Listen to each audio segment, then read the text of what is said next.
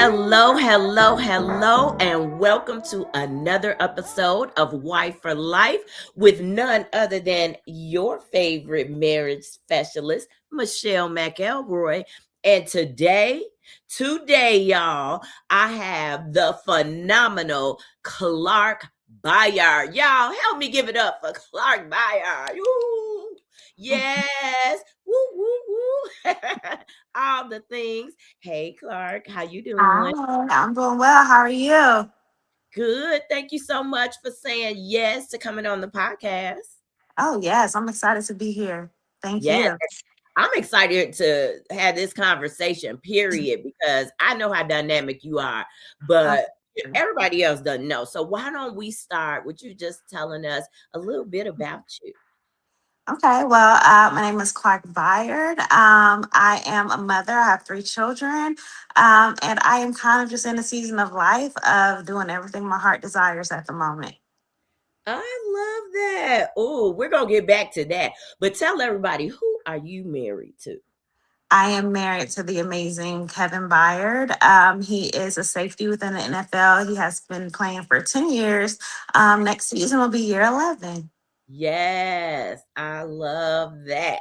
I mean, like for most guys, it's like 10. That's the number. If I could just make it to 10, Lord, you know. So what a blessing, right? And so tell us, how did you guys meet? 10 years going on, 11 in the league. And Yeah. I know a little bit about your background story, but I would love for the audience to hear how you guys met, when you guys met, and how long you've been together.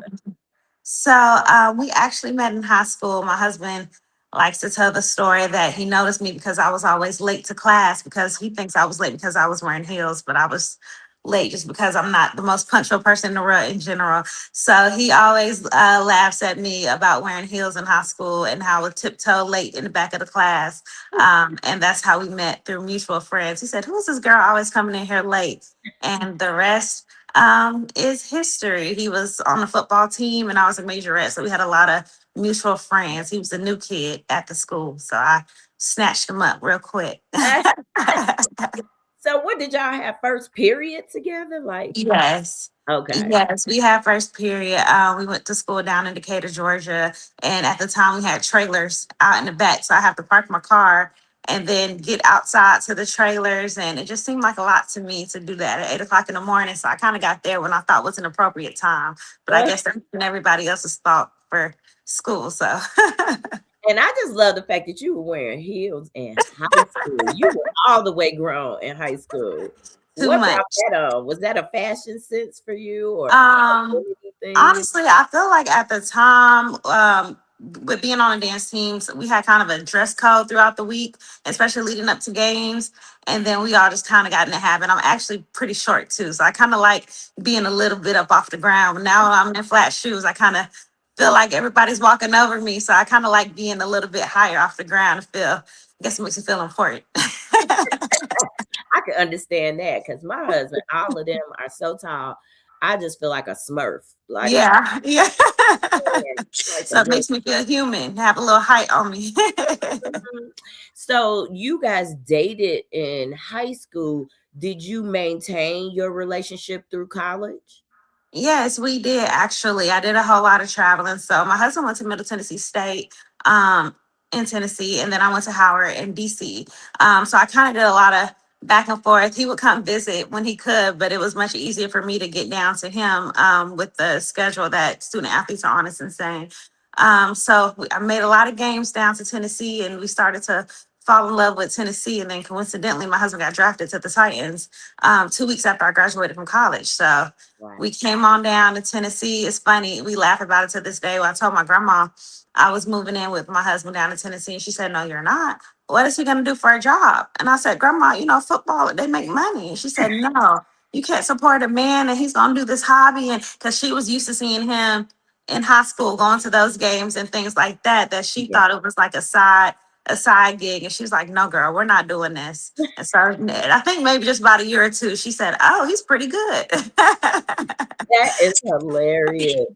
So she didn't recognize that him being drafted meant something, or was this just during college years that she didn't want you to do that? No, she the whole all through college, she still kind of looked at it. She was still looking at it as like a high school, like an after school activity. She didn't realize that there's a trajectory for a professional At- component for that. Yeah. So she's still looking at it like it's like he's gonna spend all his day playing football and then you're gonna pay all the bills. And I said, no, grandma, it's not gonna work like that. So it took a minute, but she finally realized that we were doing pretty good. It sounds like your grandmother played an important role in your life. Tell us Yes. about that. Yeah, so I lived with my grandparents my whole life. My parents actually met at CU Boulder. My mom was on the dance team. My dad was a football player at CU Boulder. And my granddad was in the Army. And so they had me in college. We moved down to Fort Polk, Louisiana. That's where I was born on the Army base. And then I lived with them my whole life. Wow. So you live with all like your parents and your grandparents, or My mom, my dad is an actor. He's a theater actor, so he traveled quite a bit. He spends half the year in France and half the year in the United States. And so my mom and I live with my grandparents and my aunt. that's amazing. How did Yes. you feel about that? I loved it.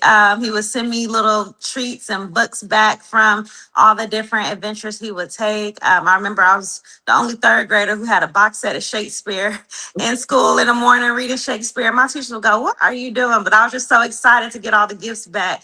Mm, So I think that it really helped shape me as a person. I'm not afraid to jump out and do things that I haven't seen other people do because I've seen my dad like really go after his dreams and things like that. So it's been pretty cool.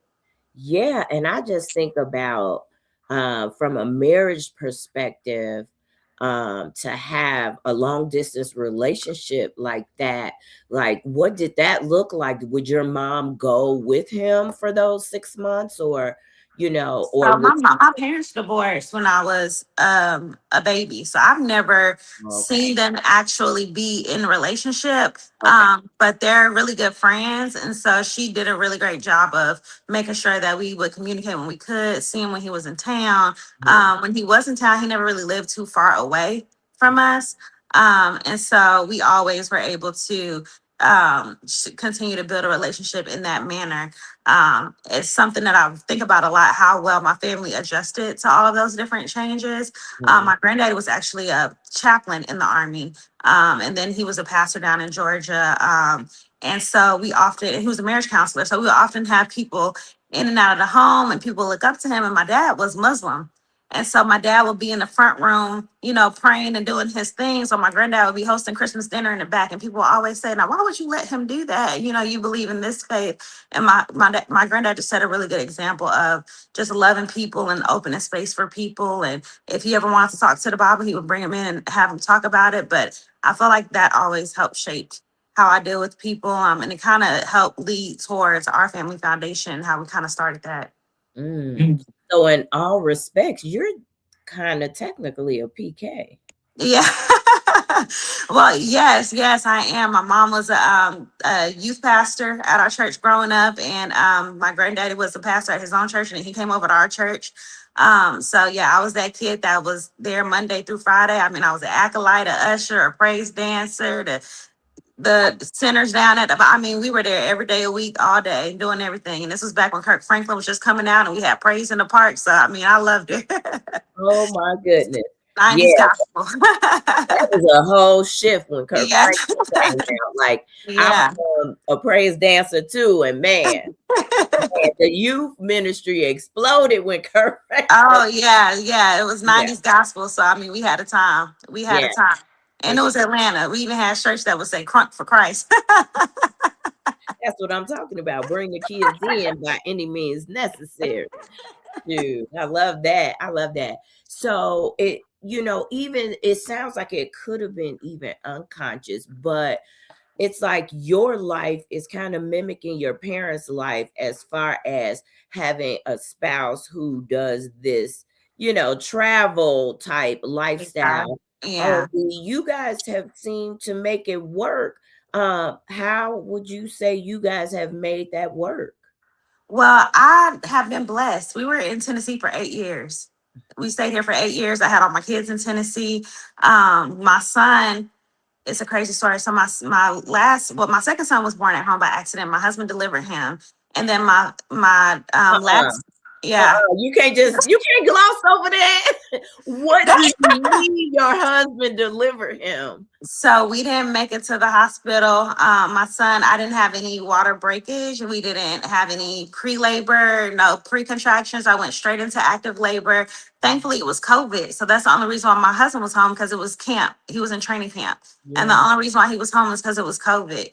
My daughter, and my son are a year and a day exactly. So her birthday party was the day before. So my mom was there, thankfully, and my husband was there. But my son came in less than 40 minutes. So he had to get down there and huddle up and make it happen. And he did. God bless his heart. He did. We had a doula. I always advocate for doulas.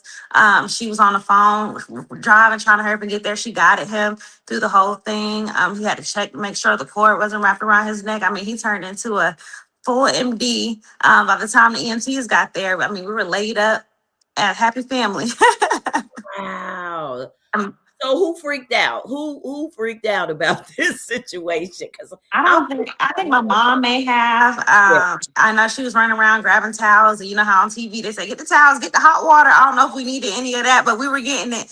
And then my husband. I mean, he turned into I always say he would be an amazing coach. He turned into a head coach. He was like, okay, this is what we're going to do. After I convinced him that I was actually in labor, it took him about 15 minutes to believe me, because he said, he said, baby, people don't have babies at home. We're going to the hospital. I said, I'm not going to make it, honey. And so he got down there and she said, well, look down there and tell me what you see. And all I heard him say, oh my God, the head. I understand. He probably saw crowning, hair, He, all kinds he, he was crowning. So he saw that and he said, okay, this is what we're going to do. I mean, he just went straight into let's handle it mode. And that's one thing I appreciate about my husband. He's probably the most reliable person I ever met in my life. He's going to make it through anything. So I can just turn my brain off sometimes when he's around, because I know if he's there, we're good. of that. So Clarke, no epidural. No epidural. Um, don't recommend. But I mean, I'm glad. I'm just grateful that he was healthy, that he didn't need any intervention, because we didn't have any.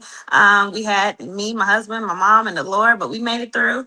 And so I'm just really grateful that everything checked out. We went into 24 hour observation at the hospital after that, Yeah. and they let us go home. He's actually the biggest baby I had. Um, my other two were premature. He's the only one that made it full term, normal sized, no complications. The other two I had complications. He's the only one who had any complications. So I mean, if people say they don't trust God, I don't know how, because I mean he Girl. took everything, And this everything. was what baby number Two. two? Okay, okay. I do remember with my second born that the process went a lot faster. It's like my body was ready, you know. Yeah, he just started contracting by yourself.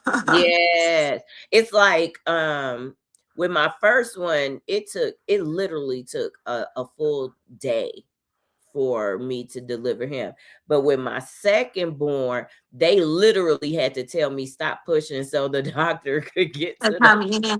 Yeah, I mean, yeah, you're right. Your body has the muscle memory, your nerves, everything just goes. It's like, okay, we know what to do here. We're gonna make it.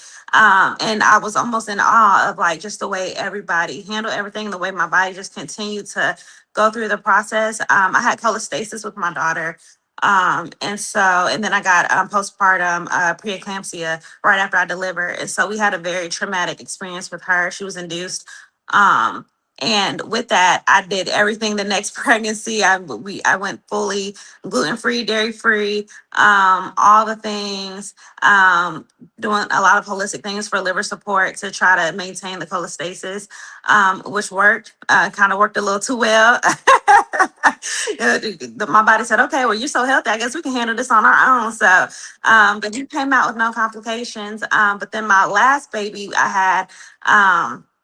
It's funny because that year, Kevin was, we were thinking he was going to get traded over the offseason or free agency, and he didn't. And my water ended up breaking 3 months early. I was 19 weeks pregnant. Um, and my water broke on my son's birthday. And and here at their school, you go to the school, you read a book, you bring treats. And so I thought that I had done something wrong with my bladder or something. So I said, you know what? I'm going to put a Depends on. I'm going to go get some Depends, Uber Eats Depends, put this on because I got to get to the school to read my son his birthday story, Right. bring his cupcakes because it's my baby's birthday. And Yeah. then two, my daughter, like I said, they're a year and a day apart. So her birthday was just the day before. So Mm. I wake them up with balloons and all the things. And I had just done it for my daughter the day before. So there's no way we're going to miss his this day. Right. So Right. I mean, I'm walking around, and then my husband said, I really think you need to go get checked out. It's not stopping. I said, I'm good. He said, no, go to the doctor. And so I went, I mean, because he had to go into work. So I went to the doctor and I said, okay, listen, I got to be at the school by 10:30. I don't know if you need to put a catheter in or if it's just something we can wrap up and I can come back later. And she Yeah. looked at me and she said, no, baby, your water broke. And her face just dropped. And I'm still not really understanding. Mind you, like I said, I didn't have my water didn't break with my son, and they had to break my water with my daughter. And I hadn't had pre-contractions or water break with either two. So I had never experienced that before. So I Mm. didn't know. So they went there, they kept me. She said, I think it's time to call your husband. And they called him back there. Then the chaplain, they hadn't told us anything. The chaplain came in and she was Catholic. No offense to Catholic, but it's a little. He is risen kind of Christian. So we ready for some noise. Mm-hmm. She came in solemn, and oh man, and I'm so sorry. And the doctors hadn't told us anything. And my husband said, "Hey, we're in the middle of prayer. We haven't heard anything yet, so I'm gonna have to ask you to leave." And I said, "Oh." And so she went Ooh. ahead and walked out, and they came back and they said, "You're going to have a miscarriage. We can either induce your miscarriage here," which they technically couldn't really do it medically because the law had just changed. Thank Yeah. God. So they couldn't do it medically. And so they said, "You're going to have to go home. You're gonna wait, and you're probably gonna miscarry, so you don't have to sit in the hospital. So I need you to go home. If you're still pregnant in 2 weeks, come back. We're gonna have to admit you into the hospital, but most likely you'll just miscarry, and then we'll just check you out when you're done." So I went home. My baby's birthdays, they have their parties together. Was that the next couple of days, and so we had all this family coming in town, and I had already bought all the stuff and paid the deposit. So I said, we're not canceling this party. I mean, we had bounce houses and Spider Man, so we had the party. I'm just Yeah. sitting in the living room with my legs crossed. Made it 2 weeks, went back. They put me on bed rest. They said if you make it to 26 weeks, we can do intervention on your baby. If not, it's technically stillborn. We can't do anything, but you can sit with him for a few minutes until he passes. I said, thank you for your information, but we'll see what God says. I had a really great relationship with the doctors. I appreciated them keeping it, real with me, telling me all the ins and outs. Yeah. And I said, I appreciate you doing your job, but I don't, we're going to see what God says about it. No offense to you, but, Mm. thank you. And we worked together. But we waited on God, and thank God we did. I made it to 26 weeks and one day in the hospital before I had to have an emergency C-section. So thank God that one day he was able to get on a ventilator to try to help save his life. He came out. The doctor said, it's not looking too good. I don't think he's going to make it through the night. And he made it through that night. And then he made it through the next night. And 4.5 months later, he came home from the NICU. But I say all that to say, back to your original question, my husband got traded to Philadelphia the day after I came home from the hospital. My goodness. So he moved to Philadelphia the next day. Um, Thankfully, I was out of the hospital because I still had two other kids at home with the babysitter and my Mm. grandma. He moved that next day, right after I moved back home. So I say all that to say I'm blessed to have been in Tennessee for those that eighth year was that year. And we thought we were leaving that year, but thank God we weren't because I had such crazy deliveries before with that same hospital and those same nurses and doctors. I Yeah. about know everybody up at the hospital. Every nurse, every doctor, everybody in the practice has checked on me at one point because I'm always in a traumatic mood or whatever area. So I know everybody. So they would come by and say, "Hey, I checked on your son in the NICU. Hey, I just came by to see how you were doing." I had doctors bringing me smoothies. Because we knew everybody in Tennessee is really family. So if there was anywhere that we were going to have that experience, I'm so happy it wasn't on a new team in a new city by myself with just me and my kids, and my husband's at work, and we didn't know where to turn. We were still right here in our space. So it's like every time you thank God, you're like, hey, we were praying to do this and we were wanting to do that. And And he's like, I got it. I got it. So at this point, I'm just like, when they say Jesus take the wheel, I didn't let Jesus take the wheel, the pedal, the front door, the locks, the Yeah, AC. I mean, everything. everything. I don't ask any questions. I just go with the flow. Mm, Somebody asked me the other day, "Are you anxious about free agency?" I said, "No, I'm not. You can't plan nothing. You can't plan anything better than what's already yeah. set in stone." Clark, that is actually a gift. And I'd like for you to talk about where that came from for you. Because some people actually want that gift. They want to have that level of faith when it comes to challenges and trials and tribulations and situations that are uncomfortable or create great fear, typically in people.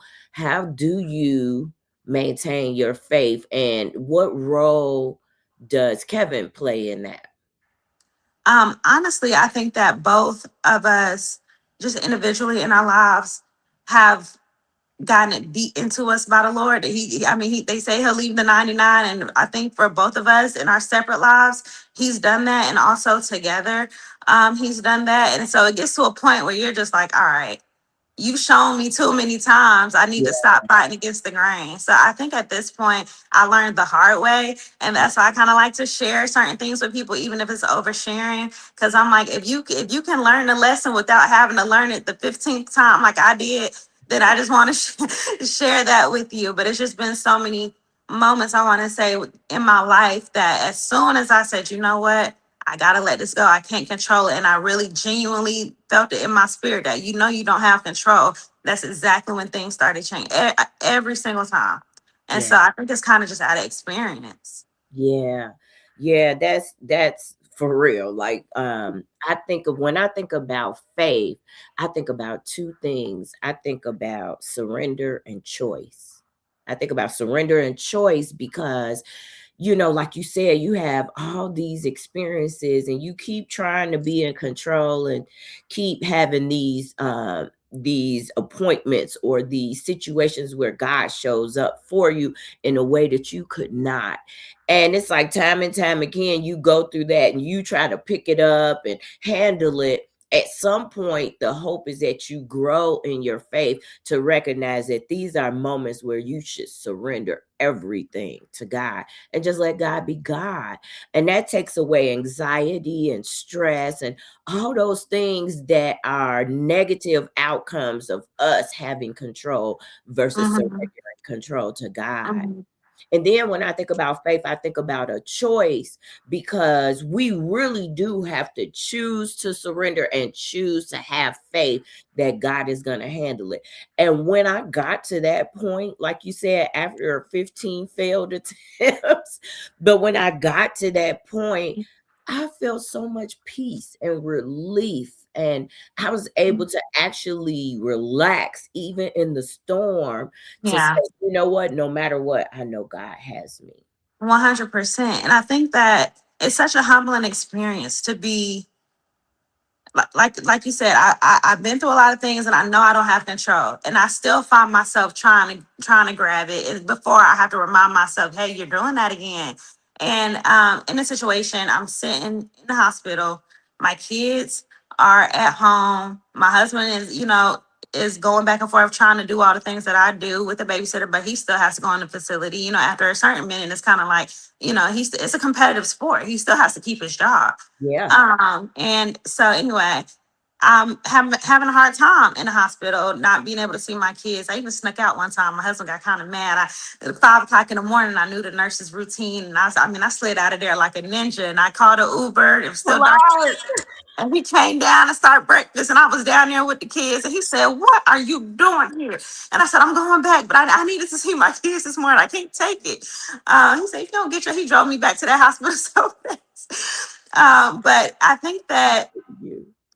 I think that it's tough. And I got to a point where I was sitting in the hospital. I was listening. I want to say it was either TD Jakes or Sarah Jakes. One of them. They talked directly to me, um, and I just came up to the realization that I just have to really tell God, like, listen, I genuinely believe that if my son doesn't make it, it wasn't, that's just not what was supposed to happen.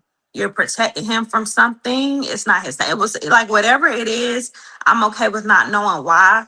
Yeah. But if that's a decision that you make, then I'm just gonna have to make peace with that. But if you find it in the will for him to make it, then obviously, like, that's, I would love that too. But I genuinely got to a point where I was like, whatever happens, I know it's for your good. Like, I know he's good. I know he's God. He's all powerful, but I do know that he's also good. So there's no way that he would do anything. Like, it's just not in his character. And I just have to, like, really rely, even if I'm seeing this, like, why would you do that? Why would you take him? Why would you? I have to understand that he's not human. He's not man. He's not evil. So if Yeah. that's the outcome, then there's a reason. And that's all I need to know. Yeah. Yeah. And I trust them, you know. Yeah. We Yeah. we have to trust it. So yeah. Oh my goodness. I cannot believe you went to the hospital. Oh my goodness. That is one for the books I have never heard before. So to make a long story short, to your original question, I Mm. am no longer. I'm blessed that we were in Tennessee for so long. We handle moving. With gratitude. It's tough. We do half and half. So my kids go to two different schools. They have two different sets of friends, two different sets of extracurricular activities. But I'm grateful for that experience. I'm grateful for what that may shape them into. I don't know what God has for them. And I think sometimes I also have to understand, that I'm not the only person in God's story. And I think sometimes we get caught up in that too. Even if I'm struggling with a certain decision, it's not just me in this picture. Maybe this is for the best of somebody else's development, or Ooh, somebody else is calling on their life. For all I know, my son or daughter or whomever might be needing some of these life skills to do whatever God has called them to do. And so I just have to sometimes take myself out of it. I mean, we're called to sacrifice. And in most ways, we're called to suffer. Not saying that the NFL is suffering, but there are things that aren't the greatest pieces of the NFL. There are some things that are really tough. yes. And so um, I just try to take everything with gratitude. I remember a song that they used to sing about, I was trying to remember earlier this morning, it was on my heart for some reason. But it was like, I won't complain, my good days outweigh my bad days. Yes. And for some reason that was on my heart this all morning long. And that's what I think of right now when you say that. It's just like, there are some things that come with it, but there's so many things that outweigh it and that will outweigh it in the future. That is just kind of, just feel like that's my work that I'm putting in for it. Yeah. Yeah. Oh, okay. A couple of things you just said that I want to pull out. The first thing is recognizing, I call it leveling up in our walk of Christianity, because initially it's all about us and we're self-centered and it's me and God, right? But what you said is so phenomenal about, there's other people in this story, there's other characters, and that, like you mentioned your children, but it could be lessons for the doctors or the nurses, or the people around you, family members, or whomever may be in the story as a character. There may be something God wants to use your situation to speak to them on.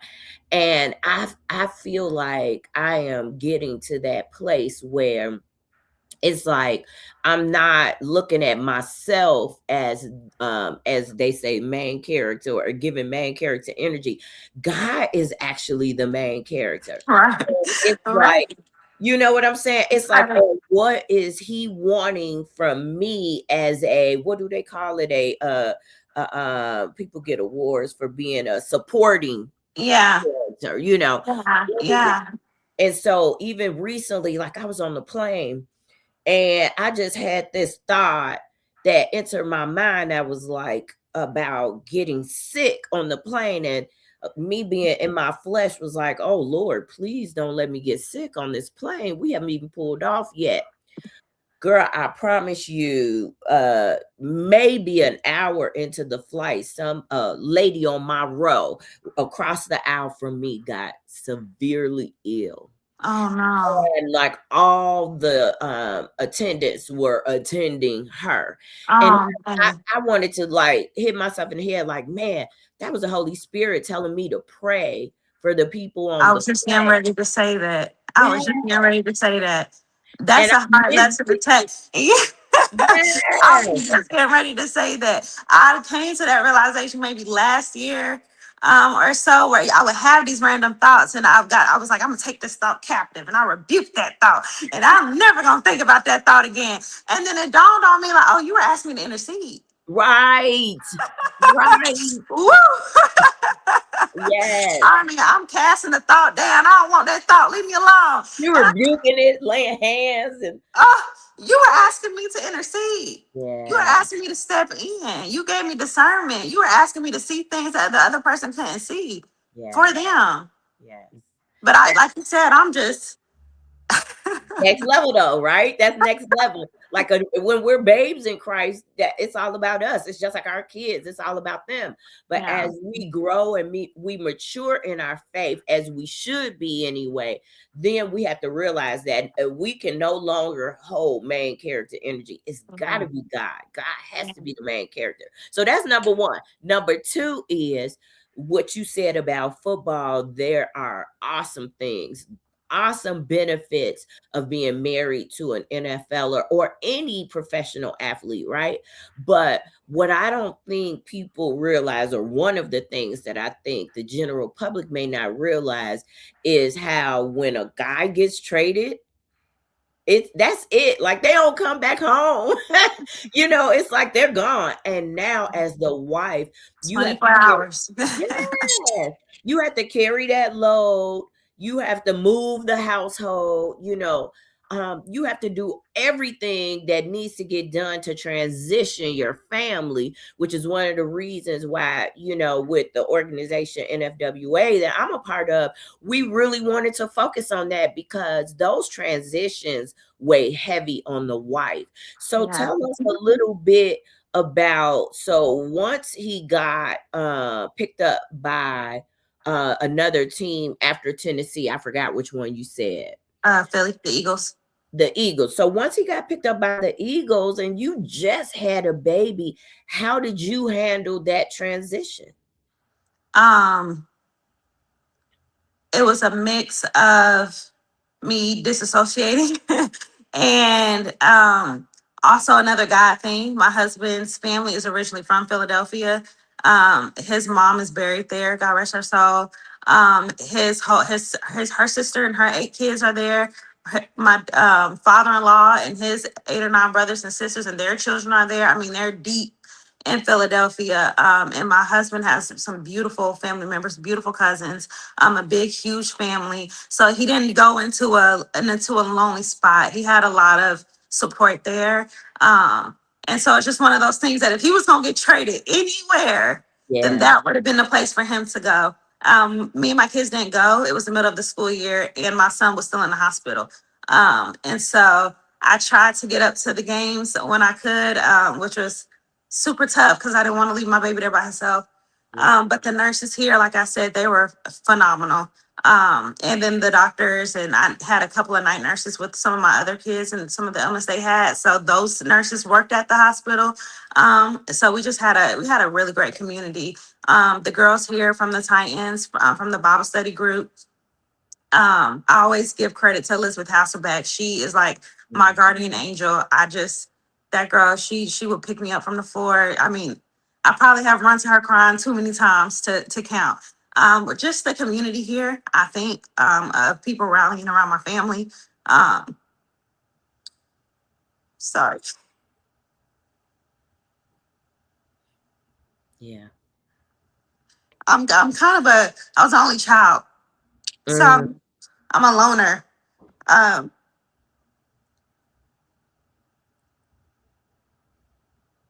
sorry, I'm usually a thug. I'm not really a crier.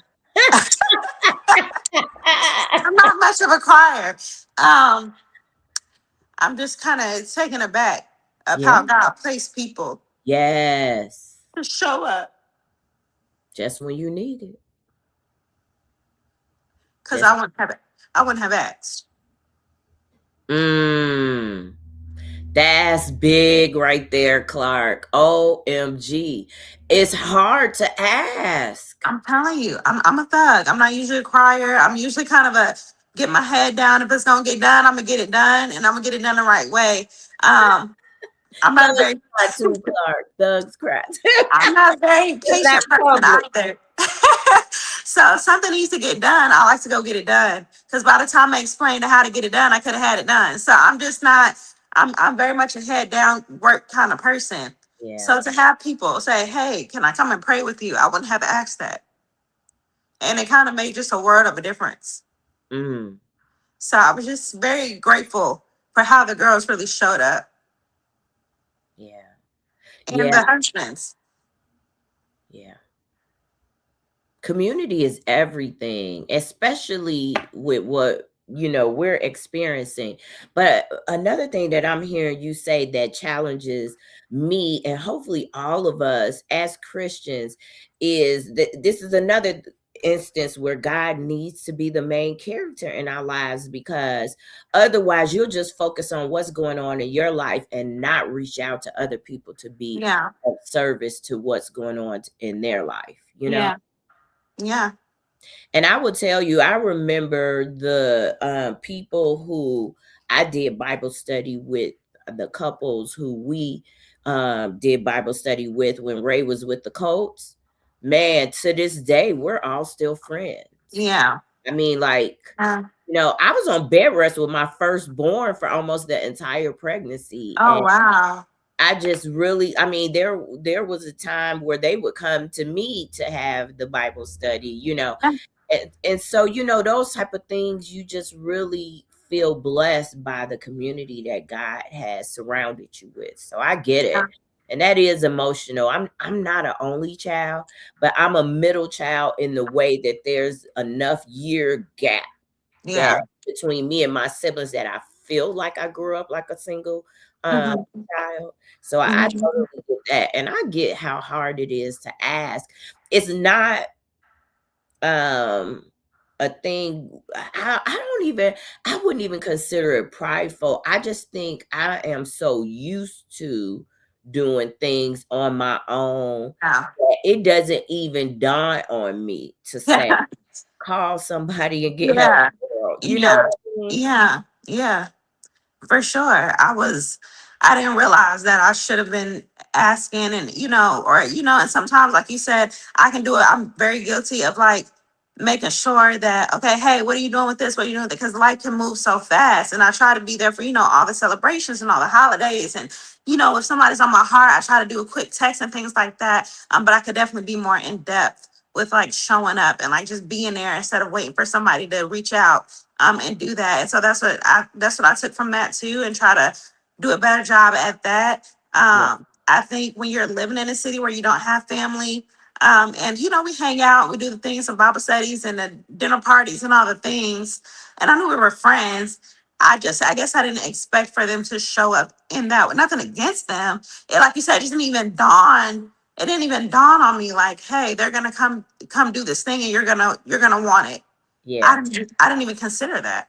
yeah, But God yeah. said, okay, you thought you were alone. I already had the you were already set up. Hmm. And I was blown away, just blown Yeah, away. yeah.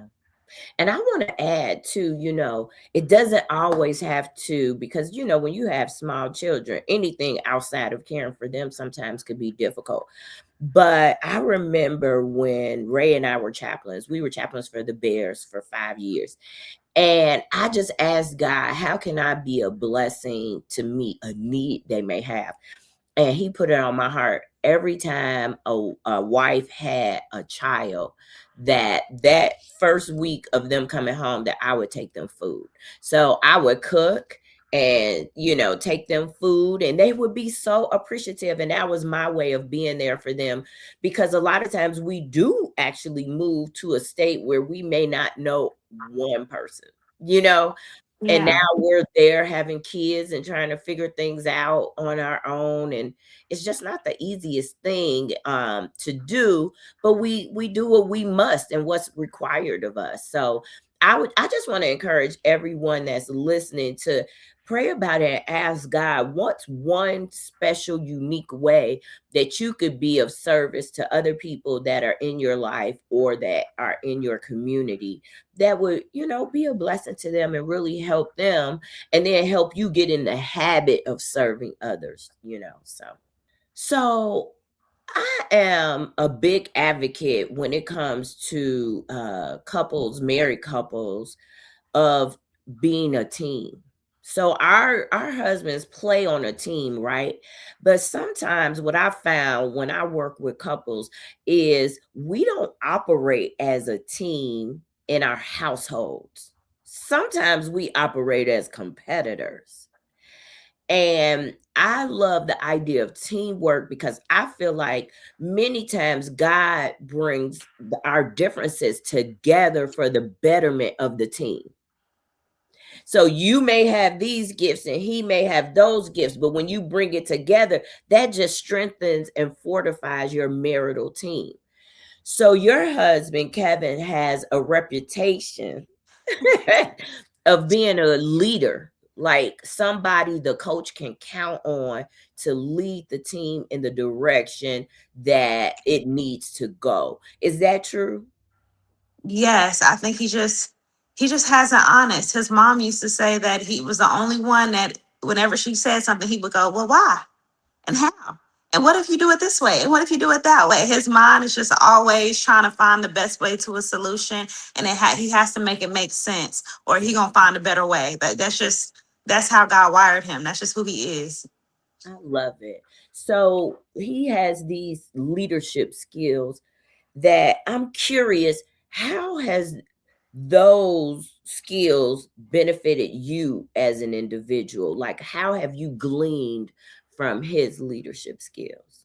I think in the beginning of us moving in together, it was a major issue for me. We were kind of more to what you were talking about in the beginning part of that. I was kind of more competing with him because I was very much in a headspace of I got this thing to do. I have, goals and things that I want to get accomplished. So we got two different ways that we're trying to operate here. And he kind of sat me down and was like, "Hey, okay." Not necessarily that he was the leader. He never really said anything like that. I think when you're a true leader, you don't even have to say that before it just, I think, I think people just start to understand it. But he kind of just said like, "Hey, we're working towards the same thing here. And we might just need to adjust how we're getting there because the two of us can't be doing the same thing at the same time. Mm. So let's just kind of look at, what we're doing here." And I think he's probably the only person that I would let check me like that. I think if it was anybody else, I probably would have got pissed off. But I respect him, and I know his heart enough to kind of say, "Let me think about this Mhm. and consider this." We had a really amazing chaplain here with the Titans, and he and his wife were really close to them. They're in New England now, but I was just talking to her this morning, trying to get them to move back. But I think people have come in our life where we can see examples of that. We were blessed to come here, and we had a few of the veterans here on the team that were just so family oriented and so head down and loving, and we just saw a different side of the NFL. And that's kind of what we were brought up in, and I think that it was just an amazing thing to see. And so we just kind of try to live and, like you said, work together, understand what each other needs, communicate. But he's really good about speaking up when he has something on his heart. So am I. But I've learned, and he's learned how we both like to be communicated with, and so we've tried to just stay in that space, and it's been a blessing to adjust. I say that, and I say that to a lot of girls and to a lot of NFL spaces, and people don't like it because we're kind of in a girl boss and girl power era of Yeah. life, and there's nothing wrong with that. Just for me, in my particular story, I had an idea of who I wanted to be, what it is that I wanted, and how I was going to get those things, and how I was going to be viewed by society, and what I thought that looked like. Um, and it's less about what Kevin wanted and more about what I felt like God was calling me to do. Mhm. Um, and was the complete opposite of what I thought. And it took me a very long time to back up from that. Yeah. Yeah, no, I appreciate what you're saying because what I noticed is because we're, as you say, in this girl boss era, that means that, and you know, it's a lot attributed because you went to Howard, right? And Mhm. did you graduate? Yes, yes. So you fall into that large percentage of black women that are now educated, and so that's what's leading to this girl boss, mentality because we're achieving our goals through education and then potentially career. And so, with that being said, we are leaders in our own right. And so, when you now get married, and this man that you married is now deemed automatically as the leader of the home, some women get challenged by that. But I think the ultimate challenge is on the guy because now that we are not living in days of old where women were not educated and were not raised or taught to have thoughts, ideals, of their own. Now they do. So now men not only have to learn how to be a leader in their home, but they have to learn how to lead a leader too. 1000%. I mean, and that comes through your faith. That comes through having people around you that you actually can ask those questions to that are of sound mind and of a similar spirit that keep God first. You can't talk to a guy that is, doesn't have any fruit and trying to figure out what to do about yourself. So thankfully, God has placed a lot of amazing people around us. Yeah. Number one, that's been a blessing. I think God has put us in a lot of situations individually. And I mean, we got together pretty young, but we've seen a lot of stuff as well. So we've just been through a lot individually. And I just think that my husband and I, people refer to both of us as old souls. And I think that we learned a lot of lessons earlier than later, which kind of guided us and prepared us for this type of lifestyle. Mhm. Um, and I think that it's tough because of the decisions that I've made within my household and my marriage can mimic that of what people would call going backwards or like the 50s or what it is. And it's not that because my husband's guidance in that way isn't necessarily about him taking away my agency. It's more so about him handling this portion of our life and our household so I can focus on some of the other things and nurture some of the other things, which for me is what I was gifts that I was blessed with and things that actually feed my soul and things that I actually love to do. I did not know that. Yeah. I did not realize that. I thought that I hated that. I thought I didn't like that. And it's not Kevin talking me into loving it. It's me understanding that the goals and the things that I had set up for myself previously weren't out of actual interest and Mhm. passion. They were out of survivorship. Yes. And once I had to take a step back and realize that I was fighting for things that I already had, it kind of was like, what is it that you really want? Yeah. And we both knew that we wanted a family. We wanted to have a stable, loving household. That was really both of our goals at the end of the day. Outside of all the things that have come with it, that was our end goal. So it's kind of like, why are we trying to both do this part to reach this end goal instead of breaking everything up? Yeah. Because this is what we truly wanted. That might not be true for other people, and there's nothing wrong with that. For Mhm. me in particular, I was almost running into brick walls because I was trying to stick to a master plan that I had in my head when God was calling me to do something different. And Mm. so my choices are more so based on that, and taking the seasons by the season, Yeah. and answering the call when I'm in it, as opposed to looking successful to other people. And Come that's on. not to say that other people are doing that. I'm just talking about for me and like where my mindset was and the things that I kind of decided to do. Yeah. I did very well in college. My plan was to go to law school. I'm sure that I would have done well with doing that as well. So that never really was an insecurity of mine. But it did take me some time to say, I'm adjusting my path. And I had a hard time making that adjustment. Mm, Um, but it was more so between me and God than it was between me and my husband. Although my husband did weigh in on it, I think he weighed in on it more because he probably knows me better than anybody else. yeah, And he wanted me to be free from that. yeah. Okay, so that was awesome. I think that's great feedback, but I also want to ask you two more questions and then we're done. So, the first one is, what advice would you give a woman who is entering a relationship or a marriage with a professional athlete?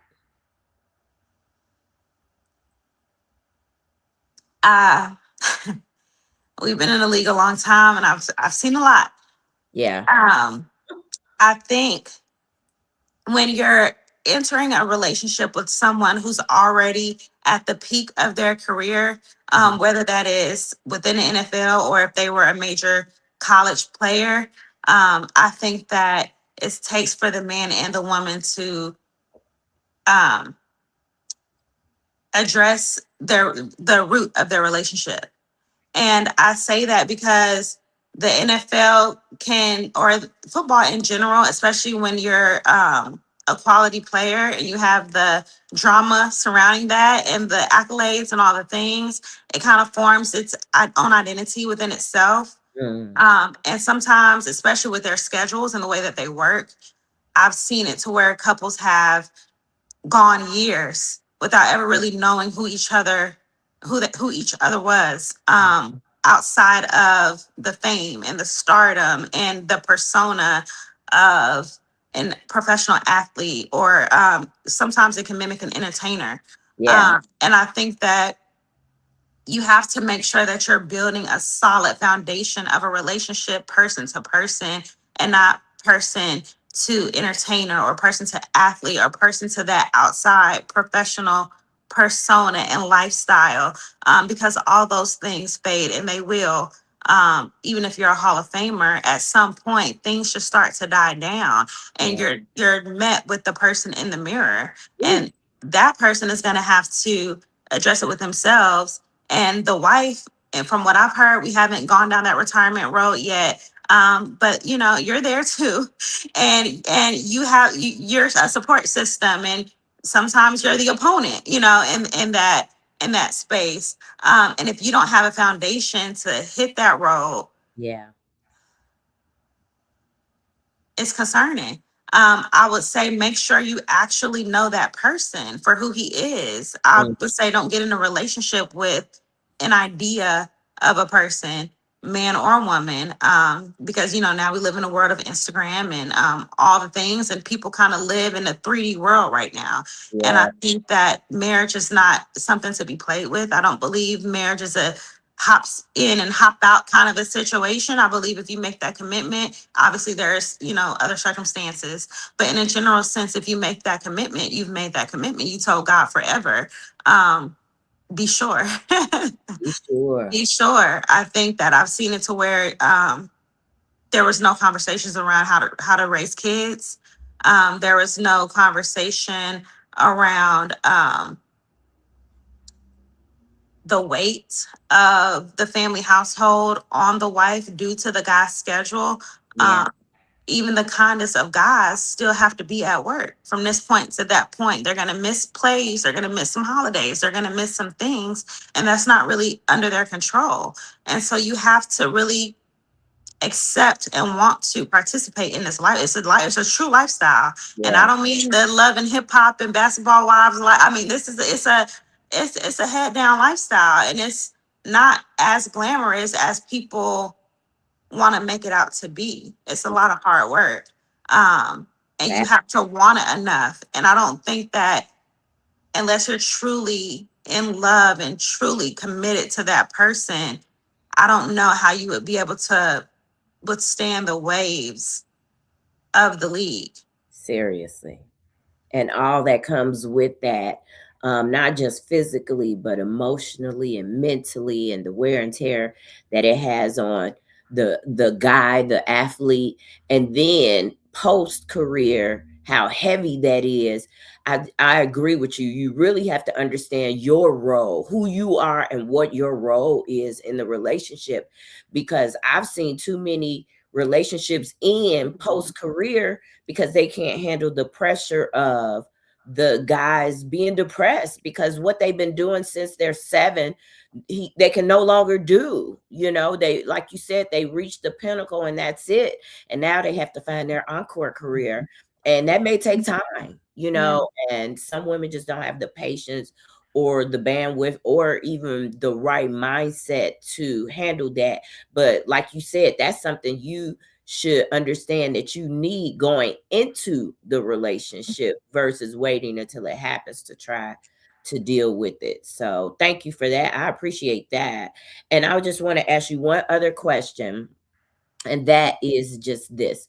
Wife for Life is the title of the podcast, and that's a real title, for me and hopefully for others who are listening. So my question to you is, what is a wife for life to you from your perspective? In one word, a phrase, a sentence, but just a quick hit on what you would say a wife for life is. Hmm. I think I think a wife for life is fully committed to God and then her husband to serve her family as ministry. I don't think that marriage is as much as something that you sign up for. I think that some people are called into it to their particular person, and I think that it's a way to serve God, and it's a way to minister. He said children are like arrows. I don't think the family unit is designed by accident by any means, and I wish that people took this space and those that season of life more seriously. Yeah. Um, because I do think that it's ministry and I think it's a way to change the world. Yes. Ooh, ooh, I love that answer, especially how you closed it, girl. It's a way to change the world. And I preach that like seriously because people don't understand that how just their family unit can impact their children's friends, which is just the beginning, not to mention your peers, not to mention your family members. Not And now when you have this platform of professional athleticism, I mean, you could hop on the internet and from day one have 10,000 fans, 10,000 followers, people that are looking at you and looking for leadership from you. And so, like, I just remember when our kids were younger and they would come home with their friends and their friends would have dinner with us, or spend some quality time with us as a family, and would come back and say, man, I wish my family was like that. I wish my family ate dinner together. I wish my parents asked me how my day was.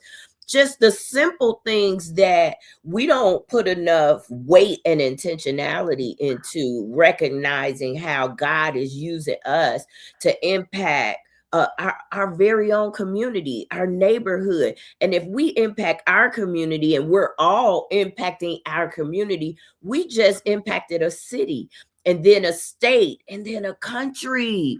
So Yeah. yes, I'm with you. That can change the world. Just starting with you, just starting Yeah. with your marriage. So thank Yeah. you. That was Yeah. Thank you. phenomenal. Thank Thank you. you. You listen. You gonna have to get you a TV show. You know, and nobody makes me cry. You done made me cry. I said, "Whoa, this is new. This is something new. This is something new." You, We everybody's gonna send it to me and say, "I never seen you cry before." we are redefining what thug means. But no, listen, I am, thank you for saying that, first of all. And man, thank you for manifesting that as well. I'm here for it. I'm here for it. Girl, me too. But I appreciate your authenticity, and just allowing yourself to go with that and be wherever your emotions and your feelings are and wherever God takes you in this journey. But most of all, I just thank you for your yes. And this has been such an awesome interview for me because it just merged everything: womanhood, wifehood, and then being in ministry. And all of us are in ministry. If you say you're a Christian, you're in ministry, but just walking in faith and what that looks like. Thank you for sharing what your journey looks like and what our journey could look like and what our journey should look like and what God is calling us to.